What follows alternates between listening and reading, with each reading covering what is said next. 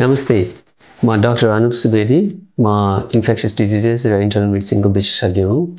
मैले अमेरिकामा internal मेडिसिनको residency र इन्फेक्सियस डिजिजेसको फेलोसिप गरेँ र केही वर्ष त्यहाँ काम गरेँ। विगत 5.5 वर्षदेखि म नेपालमै कार्यरत छु।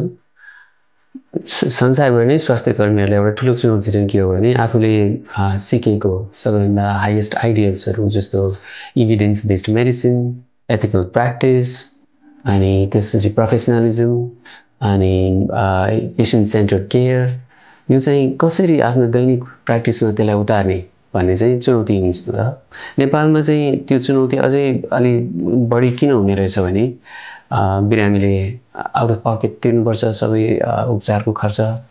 त्यसबाहेक विभिन्न डायग्नोस्टिक मोडालिटिजहरूको चाहिँ उपलब्धता छैन, विभिन्न सब स्पेसियालिटी सर्भिसेसहरू उपलब्ध छैनन् अथवा भए पनि एकदम लिमिटेड छ।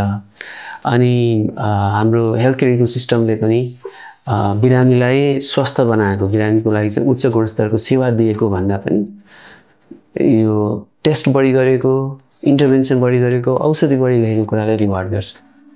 त्यसो हुँदाखेरि हामी केही साथीहरू मिलेर यो मेधालमा क्लिनिकमा आफूले सिकेका यी उच्चतम आदर्शहरू चाहिँ अप्लाई गर्ने ठाउँ बनाएर यहाँ काम गर्न पाउँदा चाहिँ असाध्यै प्रिभिलेज फिल गर्छु।